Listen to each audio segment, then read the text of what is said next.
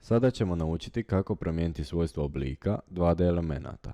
Kliknemo na promjenu svojstava oblika i zatim se otvori prozor u kojem možemo birati različite vrste promjene, kao što su promjena svojstva oblika, pretvorba 2D elemenata u pomoćnu konstrukciju, pretvorba pomoćne konstrukcije u 2D elemente i promjena od sloja za pero, liniju i boju, što bi značilo da će nam element preuzeti pero, liniju i boju od sloja u kojem se nalazi. Ovdje biramo svojstvo oblika koja želimo promijeniti kod našeg elementa. Uz osnovna svojstva kao što su debljina pera, vrsta linije i boja linije možemo promijeniti i broj grupe te sloj. Također možemo promijeniti i redoslijed, no to ćemo objasniti malo kasnije. Za početak ćemo pretvoriti 2D elemente u pomoćnu konstrukciju. Kliknemo u redu i označimo elemente koje želimo promijeniti. Kod drugog elementa promijenit ćemo vrstu i boju linije te ćemo odabrati drugi sloj. Prilikom odabira sloja nećemo označiti pero, liniju i boju.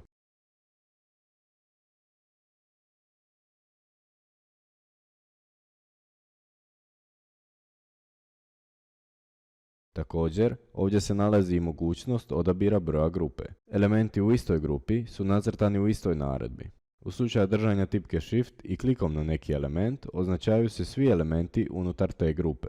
Kao što možemo vidjeti, pravokutnik se nalazi u grupi 4, dok se linija nalazi u grupi 2.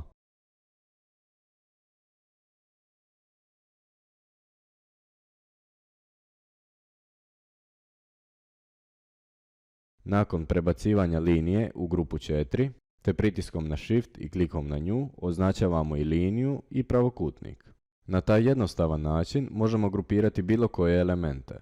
Bitno je napomenuti da ovim načinom ne dajemo elementima atribute, već ih samo postavljamo u istu grupu. Pomoćna konstrukcija se ne vidi prilikom printanja, već nam samo služi kao pomoć pri crtanju. Još ćemo preuzeti svojstva sloja ove crtkane linije.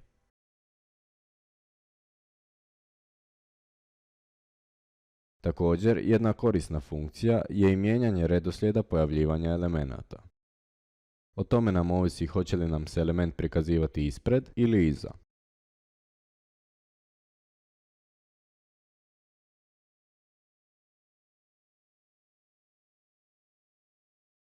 Hvala na pažnji i ugodan rad uz Alplan.